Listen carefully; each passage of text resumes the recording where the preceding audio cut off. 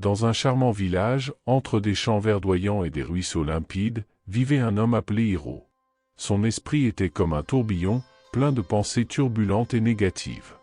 Déterminé à trouver la paix intérieure, Hiro partit à la recherche d'un sage maître zen dans les montagnes voisines. Ce qu'il y découvrit allait changer sa vie à jamais. Dans un village tranquille, niché entre des champs verdoyants et des ruisseaux cristallins, vivait un homme appelé Hiro.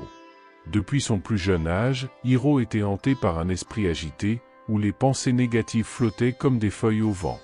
Chaque jour était un combat contre cette agitation intérieure, un combat qui laissait Hiro épuisé et découragé. Un jour, alors qu'il contemplait les eaux sereines de la rivière qui serpentait à travers le village, Hiro décida qu'il était temps de chercher de l'aide. Il avait entendu parler d'un sage maître zen qui résidait dans les montagnes voisines et dont la sagesse était aussi vaste que l'horizon. Le cœur lourd et l'esprit troublé, Hiro partit à la recherche du maître zen. La route vers les montagnes était longue et escarpée, mais le désir de trouver la paix intérieure poussa Hiro à avancer. Après des heures de marche, il aperçut enfin l'imbude du maître zen, niché entre les arbres centenaires et les sommets enneigés des montagnes. D'un pas hésitant, Hiro s'approcha de la porte de la cabane et frappa doucement. Le maître zen, dont le visage reflétait la sérénité des montagnes, accueillit Hiro avec un sourire chaleureux. Il écouta attentivement Hiro lui exposer ses inquiétudes, ses mots coulant comme l'eau d'une rivière. Avec compassion et compréhension, le maître zen a proposé à Hiro une solution simple, la méditation. Il lui expliqua que la méditation n'était pas une fuite des pensées, mais une plongée profonde dans son propre être, où l'on pouvait trouver la véritable paix. Hiro, bien que réticent au départ, a décidé de suivre le conseil du maître zen. Il s'engagea à consacrer chaque jour un peu de temps à s'asseoir en silence et à observer les pensées qui surgissaient dans son esprit comme des nuages dans le ciel.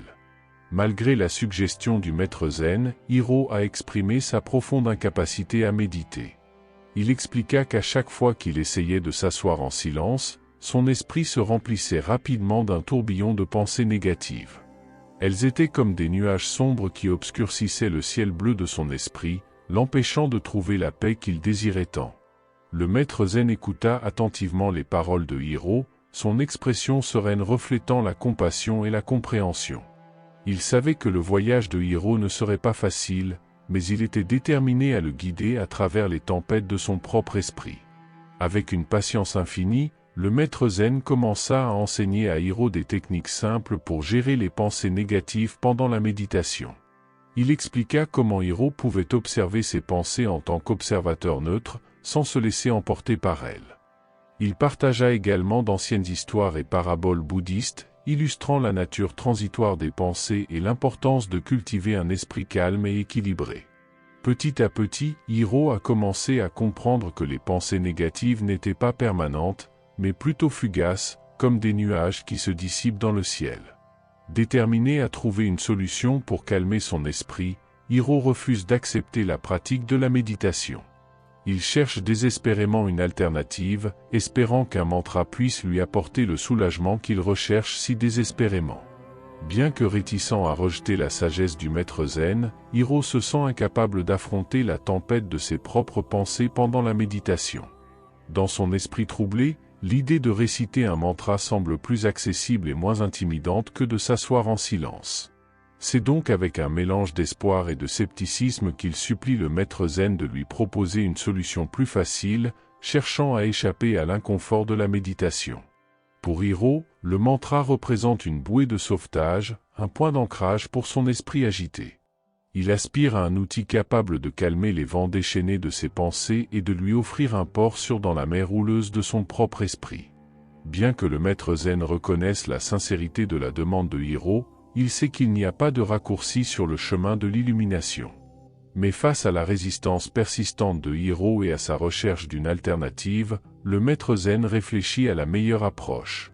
Il comprend l'angoisse de Hiro et son besoin urgent de trouver la paix intérieure, mais il connaît aussi les dangers de s'éloigner du chemin de la méditation.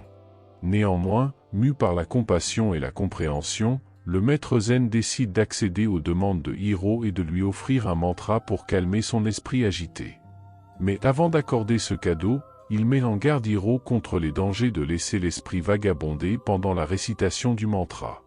Il raconte à Hiro une vieille histoire bouddhiste à propos d'un homme qui, en récitant un mantra, a laissé son esprit vagabonder de manière incontrôlée, ce qui a entraîné un état de confusion et de distraction.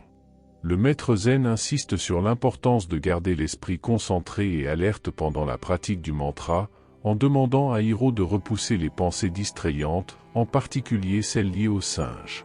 Il avertit Hiro que s'il laisse son esprit vagabonder de manière incontrôlée, le mantra deviendra inefficace et n'apportera pas le soulagement escompté. Hiro écoute attentivement les paroles du maître zen et trouve étrange l'avertissement concernant les singes, mais il suit les instructions du maître sans faire de commentaires.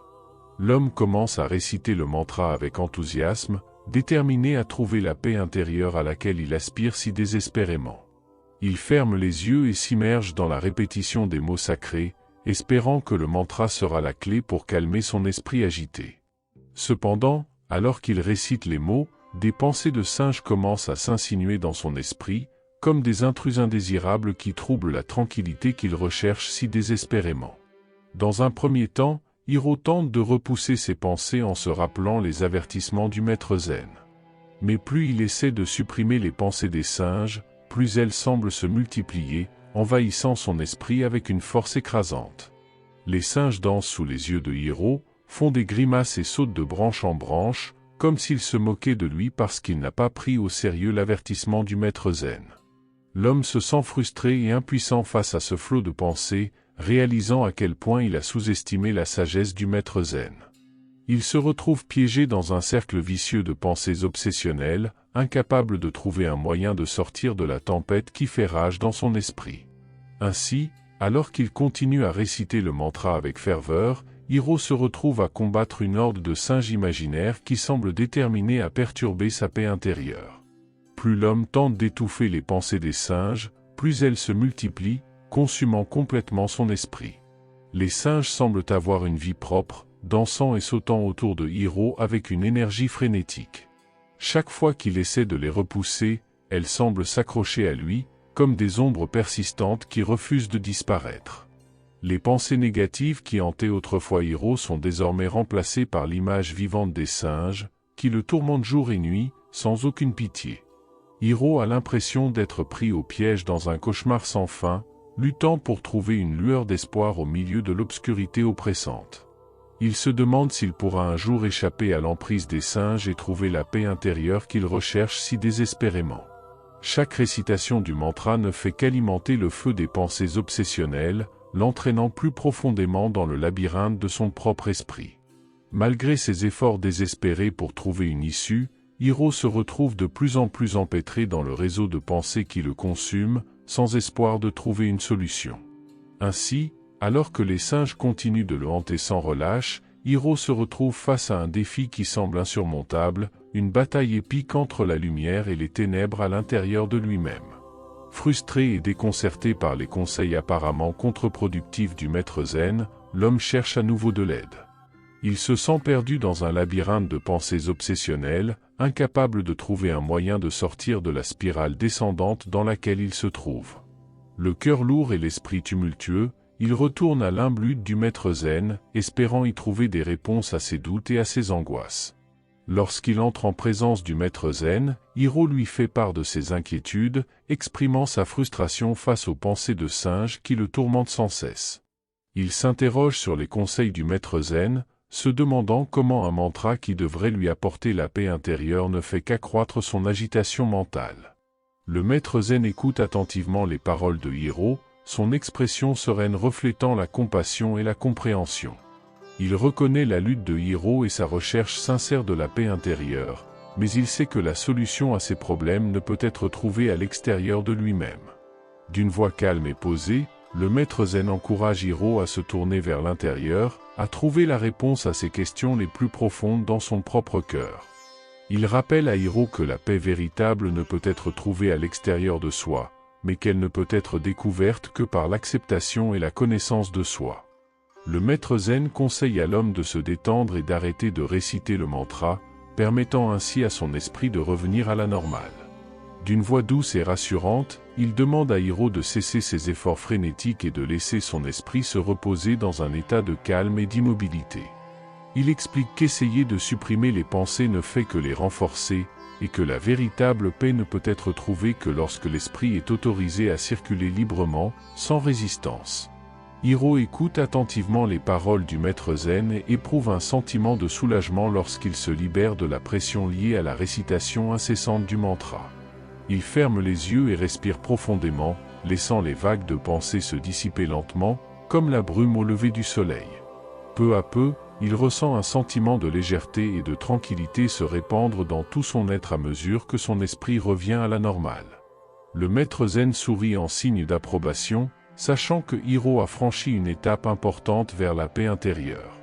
Il encourage Hiro à continuer à pratiquer la connaissance et l'acceptation de soi, lui rappelant que le voyage vers l'illumination est un voyage de découverte de soi et de croissance continue.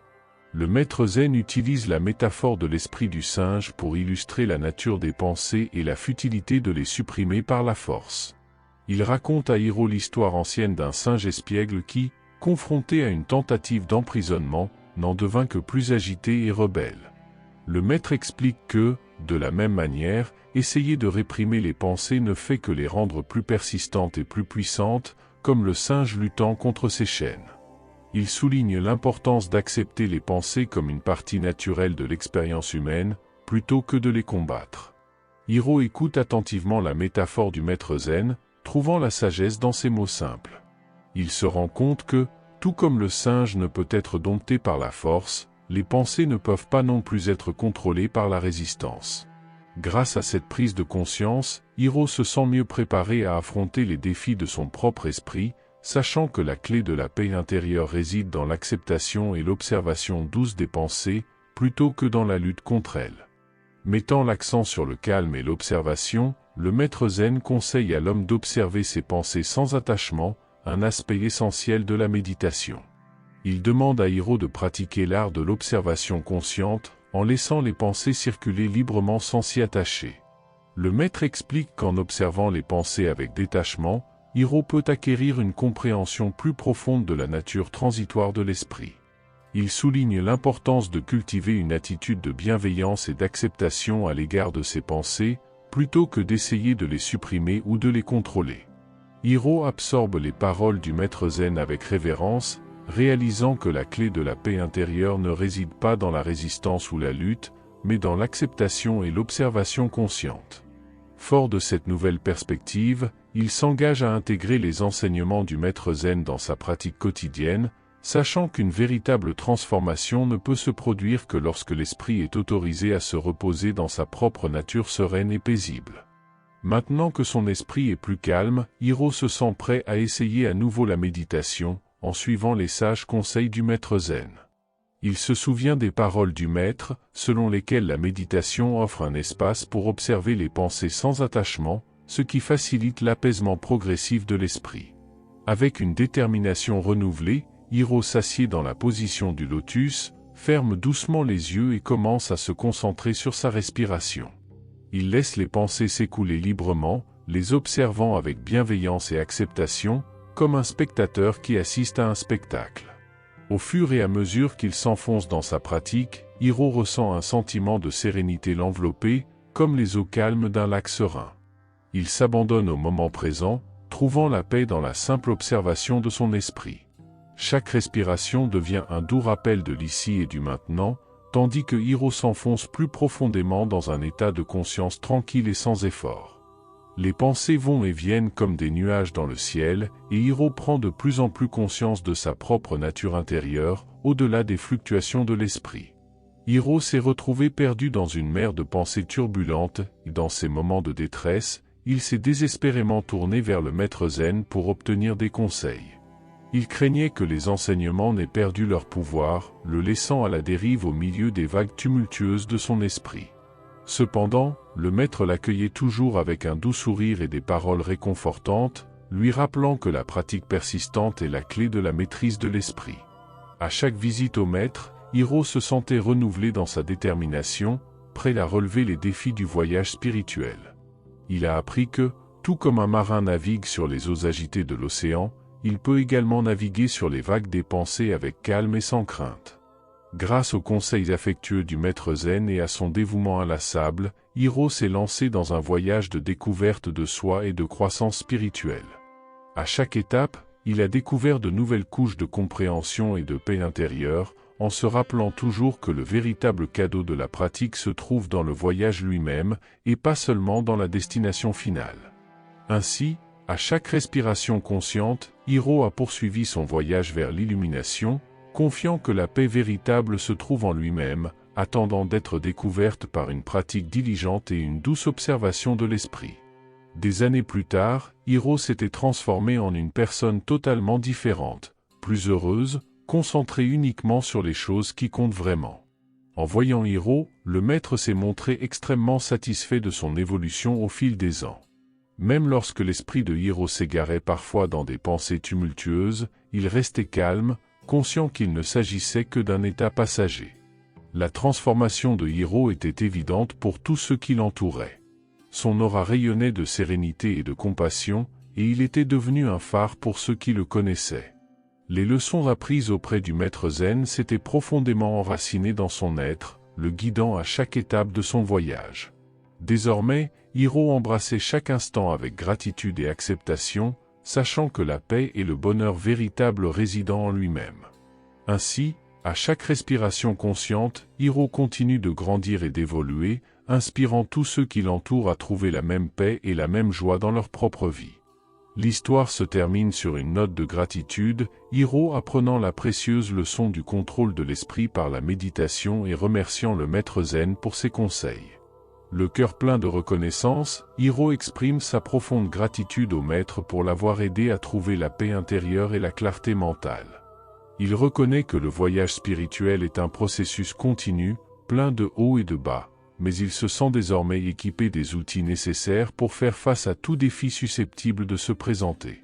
Le sourire aux lèvres et le cœur ouvert, Hiro fait ses adieux à son maître, prêt à poursuivre son voyage avec confiance et détermination. Ainsi, à chaque pas en avant, il emporte avec lui les précieuses leçons apprises et la profonde gratitude d'avoir croisé le chemin du maître zen.